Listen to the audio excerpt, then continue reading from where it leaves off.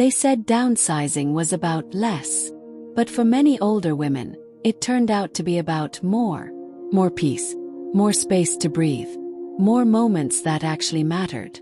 Still, no one tells you what happens in the quiet after the clutter is gone. How your home starts to sound different, how light touches old furniture in a new way, how you begin to meet yourself again. Today, we'll talk about the hidden side of minimalism, the kind that heals your heart after 60. Stay with me until the end, because the final secret isn't about your house, it's about your soul. Meet Marjorie Bennett, 74, retired art teacher, mother of 3 grown children, living alone in a quiet suburb of Oregon. When her husband passed away 7 years ago, the house that once buzzed with color and noise slowly turned heavy with silence. Her studio became storage. Her dining room became a museum of half-forgotten holidays. One winter morning, while searching for her late husband's old sketchbook, she tripped over a box of broken frames. That fall didn't just bruise her knee. It broke her illusion that the things she kept were still serving her. She looked around the living room, the same one she had once filled with laughter, and whispered, "This house feels full, but I feel empty." That's where her journey began. Not to organize her home, but to reclaim her peace. Marjorie started small, one drawer at a time. At first it felt mechanical, sort fold, toss. But as the hours passed, she realized she wasn't just touching objects. She was touching memories. The half-used paints, the unopened Christmas cards, the coffee mug with a chip he loved. All of them spoke. Each object whispered the same question. Are you keeping me out of love or out of fear? Psychologists call it emotional residue, the invisible heaviness of things tied to guilt or grief. And studies show that older adults who live surrounded by clutter experience higher levels of cortisol, the stress hormone that clouds sleep and mood. Marjorie noticed the proof herself. After clearing one bookshelf, she slept better that night. After sorting her kitchen counter, she felt lighter in the morning. She wrote in her notebook, "It's not about what I'm losing, it's about what I'm making room for." For seniors, this is the first minimalist secret. Space equals clarity. When your environment breathes, so do you. Minimalism, for Marjorie, didn't mean empty walls or bare floors. It meant redefining what enough looked like at 74. She began a simple rule. If it doesn't add calm, it doesn't stay. The fancy dinnerware she hadn't used since her daughter's wedding. The 10 scarves she never wore but kept because they were gifts. Donated. The oversized couch that took half the living room. Sold. And replaced with a single cozy armchair near the window. What remained was intentional. And the strange thing was, her children noticed it too. When they visited, her son said, "Mom, your house feels peaceful." Marjorie smiled. It wasn't just the house. It was her energy that had shifted. She started spending her mornings differently. Instead of scrolling through old photos, she'd sip tea and watch the sunrise. Instead of planning for someday, she'd ask, "What feels good today?" The minimalist lifestyle isn't about deprivation. It's about direction. It gives your days structure, your heart rhythm, and your mind rest. And here's the science behind it. Neuroscientists at Princeton found that people living in visually cluttered spaces are more easily distracted and less able to focus. When you remove excess, your brain can finally prioritize joy. That's the second minimalist secret. Simplicity sharpens joy. People often fear that living alone will lead to loneliness. But Marjorie discovered something surprising. Clutter can be lonelier than silence. Every old object demanded her attention. Every pile of papers reminded her of what she hadn't done. Once she cleared space, the quiet became comfortable. She could finally hear herself think. Minimalism made room for new rituals. Saturday walks with her neighbor June, afternoon phone calls with her granddaughter, watercolor classes at the community center. What used to feel like empty time became chosen time. She even began hosting tea and swap afternoons where neighbors brought one item to trade or donate. The laughter that filled her kitchen those days reminded her. Connection doesn't come from stuff. It comes from stories. Researchers from the University of Michigan confirm that decluttering can improve emotional connection and social engagement for older adults. Less anxiety, more openness. That's minimalist secret number 3. When you release things, you make room for people. A few months into her minimalist experiment, Marjorie noticed something profound. Her home no longer carried the echo of loss. It carried the rhythm of life. She found herself humming while cooking, dancing while dusting, smiling at her reflection for the first time in years. Minimalism wasn't cold. It was kind. It didn't erase memories. It honored them by giving them space to breathe. She realized what she had actually been decluttering all along: her grief. That brings us to the 4th secret, which we'll explore next. The emotional clarity that comes when you let go, not of people but of pain. Marjorie stood at her hallway closet, the one she had avoided for months.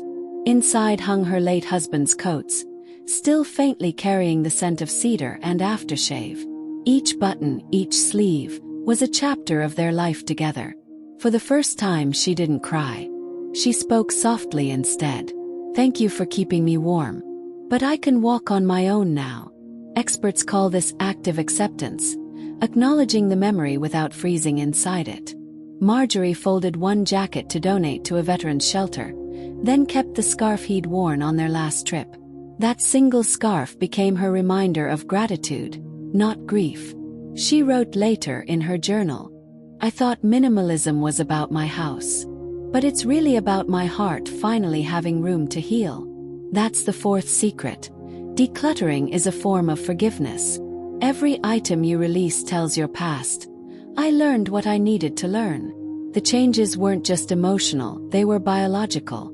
Marjorie's doctor noticed her blood pressure had dropped slightly, and her sleep quality improved. Studies from UCLA's Center on Everyday Lives show that women who live in organized, calming environments have lower daily cortisol levels, meaning their bodies literally breathe easier. Her mornings now began with rhythm. Open the blinds, water the plant, brew coffee, play a soft jazz record.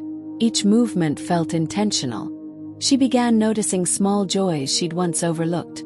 The way morning light slid across her kitchen table, the crisp sound of pages turning in her art book.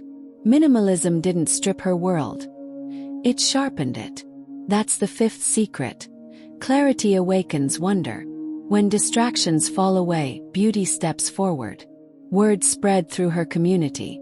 Friends started visiting not just to see her, but to feel her home. It was peaceful. Plants thriving, counters clear, air scented with lemon and calm. One friend, Evelyn, whispered, "It feels like your home gives hugs." Marjorie smiled. "It's because there's finally space for love to move around." Soon, other seniors joined her Gentle Reset Club, meeting every Sunday to share progress.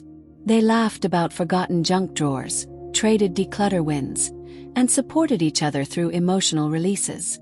Minimalism became community healing. It reminded them they weren't letting go of life. They were curating what deserved to stay. Psychologists now recognize social decluttering, creating calm, shared spaces, as a key factor in emotional longevity. It improves focus, balance, and even purpose. So the 6th secret is this: minimalism multiplies joy when shared. By late spring, Marjorie's home looked different, sunlight reaching corners it hadn't touched in years. But what struck her most was how different she looked in the mirror. Her shoulders rested lower, her smile came easier, her eyes held curiosity again. She said during one community talk, "I didn't chase youth. I cleared space for it to visit."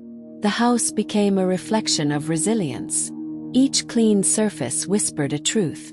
You've survived, and you still have time to thrive.